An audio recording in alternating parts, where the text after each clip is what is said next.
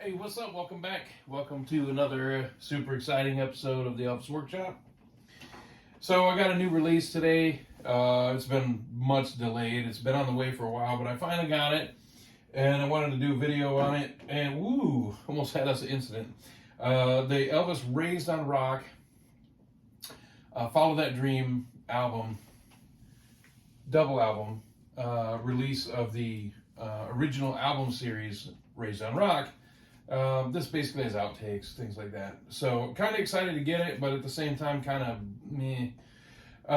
So I didn't want to just open the album and do an opening and then be done. I kind of wanted to talk about a little about what was going on around this time and what's up with the record and some of the stuff that was kind of going on around that time. So, but first I want to say this. So one of the coolest things about Memphis is you just never know what's going to happen. It's a hopping town for music, the blues, rhythm and blues, rock and roll, rockabilly, just any kind of music that you can think of, rap. It's not my thing, but even rap. And so speaking of STAX, this is why I'm bringing this story into here, is so there's a guy named Steve Cropper. He was in the house band for STAX, and they did a song called Green Onions. And which is really a really famous instrumental. If you don't know it, Google, YouTube, Green Onions. So I go into the Peabody Hotel where the Lansky Brothers store is, and I'm sitting. I go to the bar in the main lobby, and if you know anything about Memphis, that is the place to be seen. If you want to be seen or see or be seen, be seen or be seen, see or be seen, it's something like that. That's the place to be, the lobby at the Peabody Hotel. So I walked in there and sat down at the bar and looked directly to my right, and freaking Steve Cropper was sitting next to me. I could not believe it. Though there's going to be people watching this video that go, "Who the hell is Steve Cropper?" You have no idea who it is.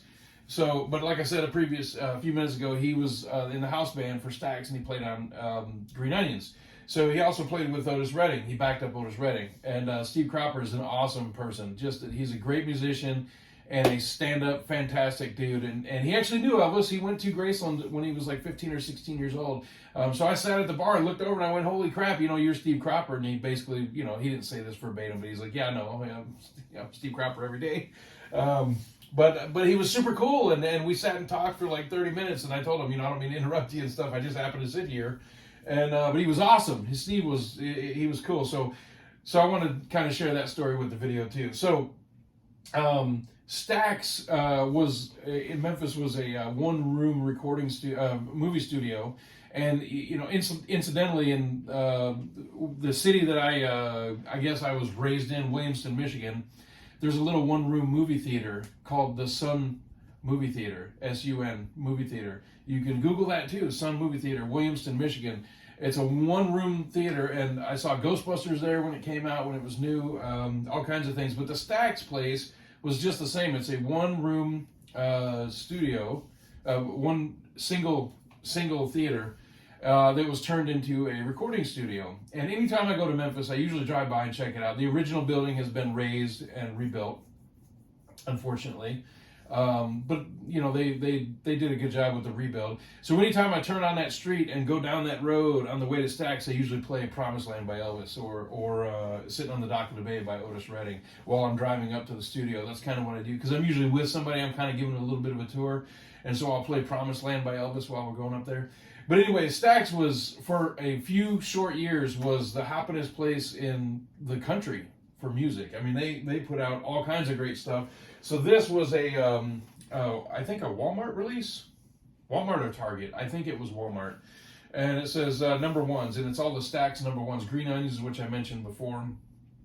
Soul Man, come on, Sitting on the Dock of the Bay.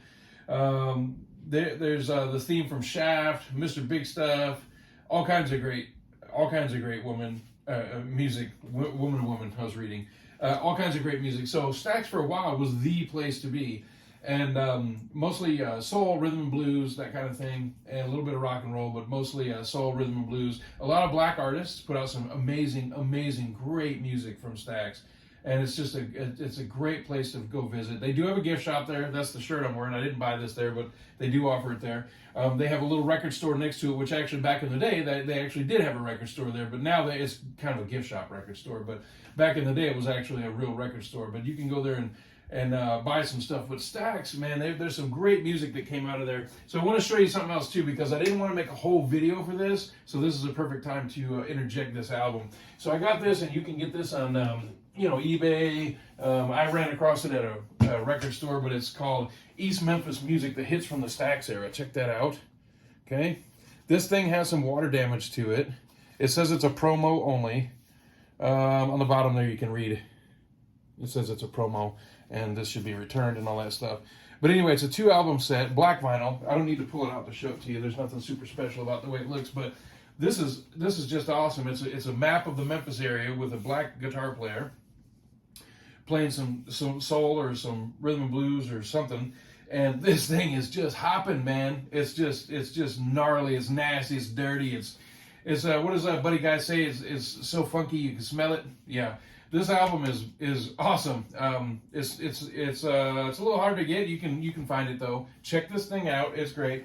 So the thing with Elvis is Otis Redding had recorded there. This is Otis live at the Whiskey Go Go in Los Angeles, California. So this isn't related to STAX in Memphis, but it's the same songs he recorded at STAX. This is a 3-record set. It's awesome. I've been to the Whiskey on many occasions. I'm going to do a separate video just on the Whiskey. And you'll see that album again. But I wanted to show a little bit of Otis. I love Otis. He was great. It's just a shame what happened to him. But Otis Redding with Booker T and the MGs on this, and the Marquees. This is great music, great stuff. So the point is, it was all recorded at STAX. Well, that's live stuff, but the master tracks were recorded at STAX. So that brings us to Elvis. So get rid of some of my props. So I'm not going to go over all these albums. I did an Elvis at STAX video already, so if you're interested enough, you can go back and find that. But I just want to kind of show some of the other stuff. So by the time Elvis came to STAX, there were plenty of reasons why he went there. One was laziness, just to be honest. He wasn't motivated. He had a contract where he had to produce a certain amount of music every year.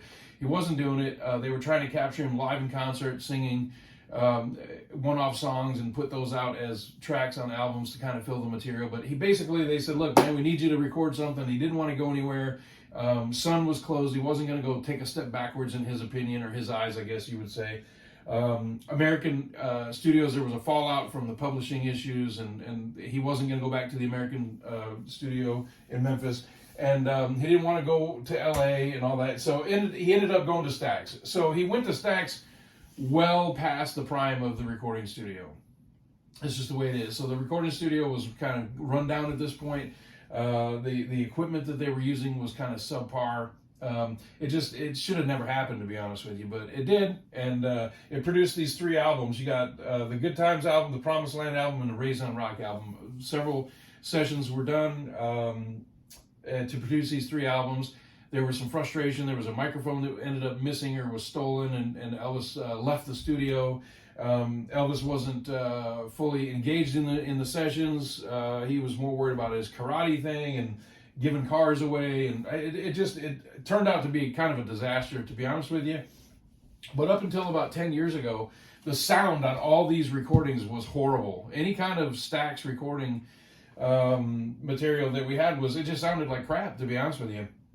But we finally got it redone and remastered, and it's fantastic now. So we have these vinyl versions, we have the FTD CD versions that have the original album with outtakes, and it's just fantastic. And so we've got the Raised on Rock FTD CD set, the original album here, and now we have the Raised on Rock FTD album.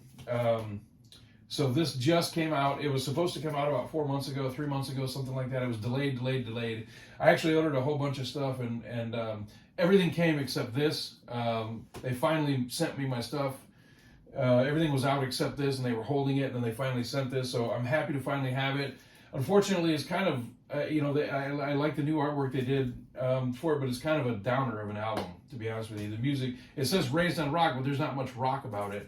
Elvis's voice is great, but the materials, some of it is just, Are You Sincere? Oh, please, come on, man. The song, Are You Sincere? There's some stuff on here that's just awful, but there's some stuff that I actually really do like. And there's some instrumental stuff on here that has never been out before that I know of. Sweet Angeline, sorry. I Miss You, that's a good one. I like Raised on Rock, even though I like the music on Raised on Rock. Elvis's voice is great. I'm not thrilled about the lyrics, and he's kind of singing about himself, which makes him into kind of a parody. He's kind of doing a parody of himself. Find Out What's Happening, for old time's sake, is probably the best song on this entire album. But anyway, I just wanted to kind of go over a little bit, and then I'm going to open this. This is a best of STAX, Elvis STAX. So when you go to the STAX Museum, that's what it is now. They do record there occasionally, but it's for a music school, and it's a museum and a gift shop. Elvis is almost like an afterthought.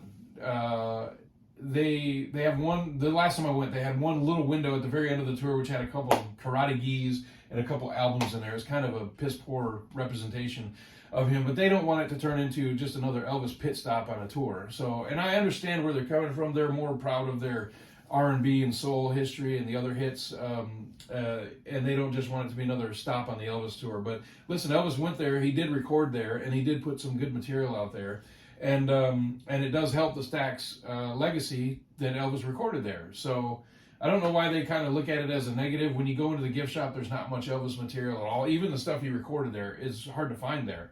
So it's kind of odd, but it is what it is. Anyway, let's go ahead and open this up.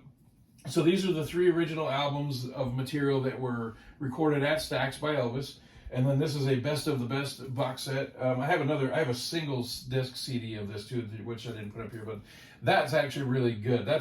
So if you take 3 albums worth of material and you get one good CD out of it, come on, that's worth the price of admission, isn't it? So this single CD that's not up here is probably the best out of all of this. So, but anyway, so we have the Raised on Rock FTD. I'm going to go ahead and pop this sucker open, see what's going on inside. I've seen the inside of this online. There's a picture of Elvis with Engelbert Humperdinck, and the picture was taken at the Riviera Hotel here in Las Vegas, and the Riviera has been imploded. It is no more. The hotel's gone. It is gone.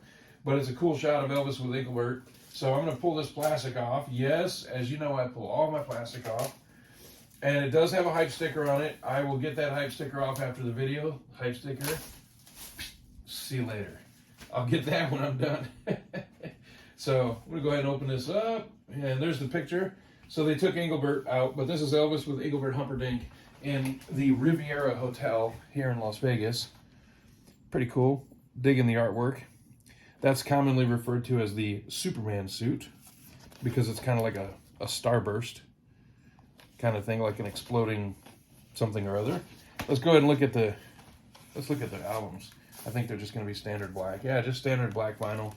Standard black vinyl, the orange label. So I'm going to go ahead and give this a listen.